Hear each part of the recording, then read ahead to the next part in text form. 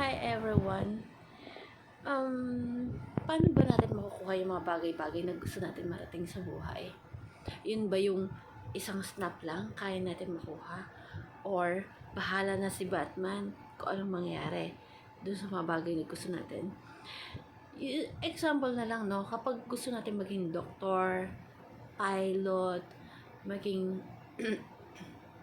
engineer, or actress, or chef, mga professional na bagay yon sa buhay natin na pag ginoon natin, in-aim natin, pwede natin makuha. Pero kailangan natin pag-aralan.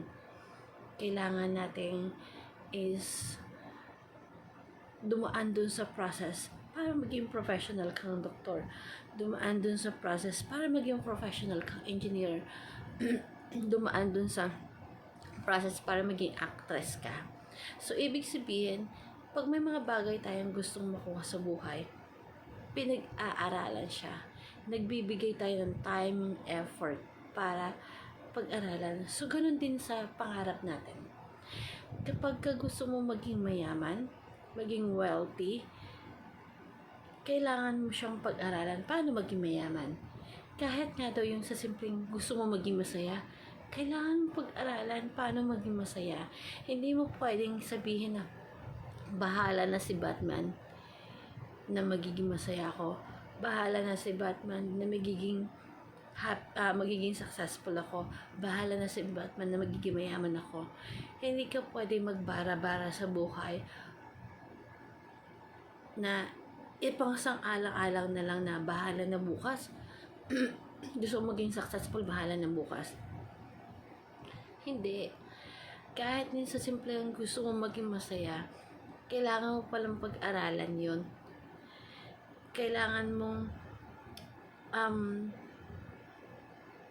you don't have to go to the day with a finger crossed na bahala na si Batman.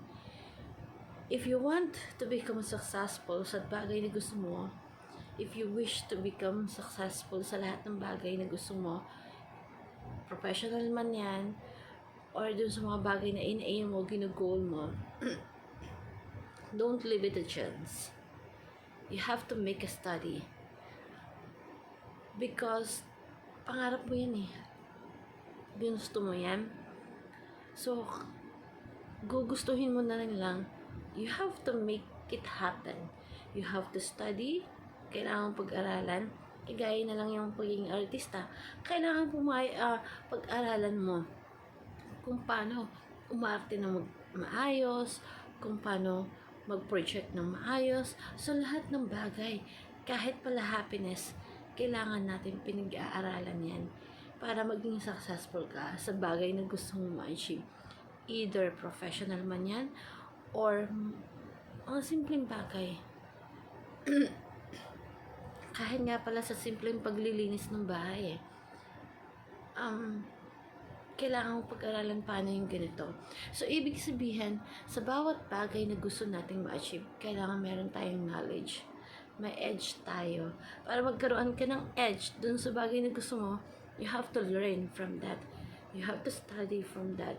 Hindi pwedeng bara-bara mo na lang sa buhay mo na bahala na si Lord, bahala na kung anong mangyari. No. Future mo yan eh. Pangarap mo yan. Gusto mo yan. Goal mo yan. Kailangan pag-aralan. It doesn't work on the things na you have to cross your fingers na bahala na. No. If you wish something, hindi ka magbibigay ng effort. Hindi mo pwedeng pag-aaralan. Gusto mo na rin lang yan, pag-aralan mo na. Make a study. Para makuha mo kung ano yung bagay na gusto mo. It won't do it na on the snap, makukuha mo yung gusto mo. Wala pong instant happiness, wala pong instant rich, walang instant professional. Lahat may process. Lahat na pag-aaralan. Kahit nga yung simpleng gustong matutong mahalin or magmahal, ma-develop yung character mo, lahat yun pinag-aaralan. So, napaka-importante pala yung learning sa buhay natin ngayon.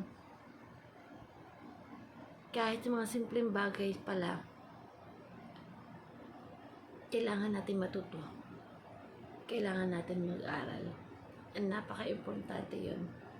So, if you wish something in your life, professional man yan, or simpleng goal na maging happy, or maging wealthy, you have to study. You have to learn from your goal, from the things that you want in your life.